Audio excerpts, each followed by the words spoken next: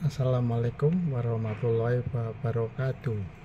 Alhamdulillah, alhamdulillahirabbil alamin. Asyhadu an la ilaha illallah wa asyhadu anna muhammadar rasulullah, amma ba'du. Ini menjawab pertanyaan dari jamaah Masjid Nurul Islah di Bundar Asri, yaitu waktu sholat Jumat. Jamaah itu datang pagi-pagi jam 8, tapi duduknya nggak di depan, hanya duduknya di belakang, cari sendenan. Yang khutbah sudah naik, ada yang baru datang tapi duduknya di depan. Nah, ini bagaimana ini hukumnya? Biar Pak Yai sendiri yang jawab. Yang sebelum melihat video ini, yang belum subscribe, monggo subscribe. Yang sudah subscribe, saya ucapkan terima kasih. Semoga menjadi amal jariah panjenengan. Wabillahi wa taufiq wal hidayah. Assalamualaikum warahmatullahi wabarakatuh. Di depan, tapi ini jamaah datang tidak memilih yang di depan, dan yang belakang tiba-tiba ada masih ada kosong, dia pilih. Nah, ini gimana antara keduanya? Datang kedua tapi katanya di depan. Ya, assalamualaikum warahmatullahi wabarakatuh. Assalamualaikum warahmatullahi wabarakatuh. Tapi milih di belakang. Jam 8 sudah masuk ke masjid, tapi nyangkruk sih. Ada orang nih sebelum khotib 5 menit naik, beliau terlambat datanya, langsung jujuk kemana? Nah, ya napa nih kok? Sing bener sing pundi nih? Bener kabeh, bener kan? Kabeh. Semuanya saya. Sing ngurung saya, sing ngurung masjid. Sing kita perhatikan yang belum datang, semuanya bagus. Cuma ini intinya, ini yang berada pada shaf yang awal, cuma dia kehilangan fadilah kurban. Sing nongkrong ning guri juga. Nah, untuk fadilah apa? Unta. Iki burung pipit nih. Mungkin burung pipit, mungkin untuk ceplok.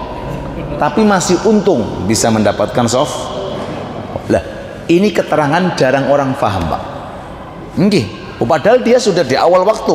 Mau maju itu rontok abot, Pak. Akhirnya lebih suka apa? Di belakang. Akhirnya diseropot kali tiang masuk ke shaf. Intinya ini shaf awal. Jadi shaf awal itu paling inti. Walaupun dia datangnya di akhir, tapi selama dia bisa menempati shaf awal, maka dia yang lebih berhak. Sampai-sampai diterangkan kalau ada orang nih datang terlambat, shafnya sudah full, ternyata ada satu shaf, maaf, yang masih gotang, maka boleh dia melewati melalui beberapa orang yang sholat demi untuk mendapatkan shaf yang awal. Boleh dan tidak dilarang dan tidak kena hukum dosa. Loh, fulan kok melewati sholat? Tidak apa-apa, karena demi untuk merapatkan dan menutupi shaf yang apa? Yang kosong. Jadi intinya ada pada shaf. Kemudian sering-sering ada sebagian orang itu, Pak, kalau sholat mesti pilih kanan. Gak gelem ning gone ngguri, gak gelem ning kiwa, mesti ning kanan.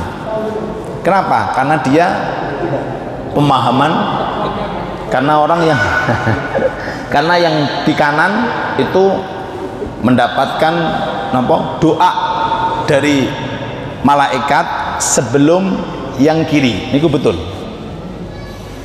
Cuma kejadian zaman Nabi, ketika Nabi menyampaikan, akhirnya semuanya shaf kanan, kiri kosong.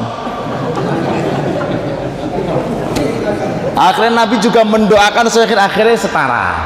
Loh, napa akhirnya setara? Masa ono burung kok sak sisih enggak mungkin. Setara. Ya. Jadi kalau ada orang pingin shaf, ya, pertama dahulukan belakang imam. Setelah itu ambil satu ke kanan, kemudian ambil satu ke kiri, ambil lagi ke kanan, jokok kanan tok, kok kiri kotong. Jadi gini, ada ketambahan satu kanan, ketambahan satu kiri, jadi sehingga seimbang. Sehingga apa? seimbang. Ya, mudah-mudahan diberkahi oleh Allah. Rabbana atina fid dunya hasanah wa fil akhirati hasanah wa qina adzabannar. Allahumma inna nas'aluka ilman nafi'a, nas'aluka rizqan wasi'a, nas'aluka amalan mutaqabbala. Rabbana hab lana min azwajina wa dhurriyyatina qurrata a'yun waj'alna lil muttaqina imama. Wa sallallahu ala habibina wa syafi'ina Muhammad wa ala alihi wa sahbihi wa sallam. Walhamdulillahi rabbil alamin. Bismillahil Fatihah. Monggo besok kalau masih ada waktu, kalau besok ada waktu monggo nderek tenggene majelis Sunan Giri GKA. Nggih, banyak pertanyaan-pertanyaan yang disampaikan, insyaallah mudah-mudahan berkah semuanya. Terima kasih. Wal afu minkum. Assalamualaikum warahmatullahi wabarakatuh. Apa yang diucapkan muadzin. Paham nggih? Ketika kita masuk ke masjid, bilang ya, tiba-tiba muadzin mengumandangkan azan, baik azan yang pertama atau yang kedua, maka tuntunannya jangan langsung sholat, tapi dengarkanlah lantunan azan sampai selesai, karena memang itu ibadah yang saat itu dituntut oleh Allah untuk kita. Gini mungkin ya, maka jangan sholat. Kalau seandainya langsung sholat, hukumnya tidak apa-apa, dosa tidak apa-apa, cuma meninggalkan keafdolian. Pernah saya sampaikan, satu huruf dari adzan kalau kita jawabi, untuk laki-laki 1 juta, untuk perempuan separuh. Separuh berarti berapa Pak? 500. Jenengan hitung, kita ngeriyon jenengan hitung, mulai Allahu Akbar sampai la ilaha illallah itu berapa jumlah huruf? Oke, jangan hitung, kalikan per huruf pinten 1 juta. Allahumma sholli ala Muhammad. Niki hadisnya, keterangannya wonten. Ya, terus bagaimana setelah adzan?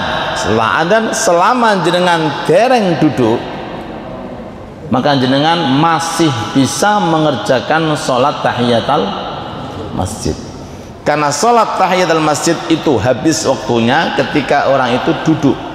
Kalau sudah duduk, udah habis sudah. Selama orang itu masih berdiri, maka masih ada tuntutan untuk mengerjakan sholat tahiyatul masjid. Bagi yang kondisi semacam ini, maka boleh memasukkan sholat qobliyah Jumatan bagi pendapat yang melakukan qobliyah Jumatan, karena ada masjid itu adanya 1 nggak pakai qobliyah, ada yang 2, itu perbedaan yang sering-sering saya sampaikan. Oke, prakteknya jangan melakukan hal yang bersifat sunnah, karena kondisi saat itu khatib di atas mimbar. Kalau khatib di atas mimbar loh, kalau khatib masih belum, monggo jenengan lampai mantun Fatihah, baca surat, tidak apa-apa. Tapi ketika khatib itu naik mimbar, maka jenengan cukup waladhdallin, nggak usah pakai amin, langsung ruku. Rukuknya pun juga nggak perlu pakai 3 kali. Bahkan subhanallah pun sunnah ndak, rukuk langsung itidal. Pokoknya ambil yang paling wajib. Kenapa? Memang anjurannya seperti itu, diringankan supaya kita bisa mendengarkan khutbahnya khatib. Saking pentingnya khutbah sampai segitu ya. Ini bagi yang terlambat. Yang kedua, usahakan jangan terlambat.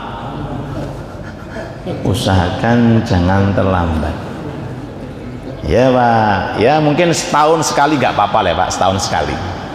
Ojo kok tiap minggu Pak. Ya kalau memang kondisinya mepet ya silahkan, cuma kalau bisa jangan.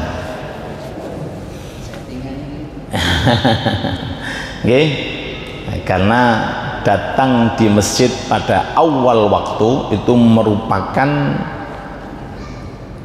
sarana dan teori agar jenengan nanti di surga bisa memandang Allah pada shaf yang pertama. Allahumma sholli ala Muhammad. Kan hari Jumat memandang zatnya Allah juga hari Jumat. Semua penduduk surga, cuma berbeda-beda softnya. Wadah yang paling buri dewi, wadah yang tengah, wadah yang pertama. Nah yang pertama ini orang-orang yang datang di soft awal. Orang-orang yang datang di soft awal ini adalah cadangan orang-orang nanti di surga. Dia akan memandang wajahnya Allah yang diterangkan dalam surat Al-Qalam, wujuhu yawma idzin nadhirah ila rabbiha nadhirah. Nah, mudah-mudahan bisa diamalkan, amin ya rabbal. Walaupun sebulan sekali, walaupun setahun, walaupun seumur hidup. La ilaha illallah. Allah taala alam. Wonten malih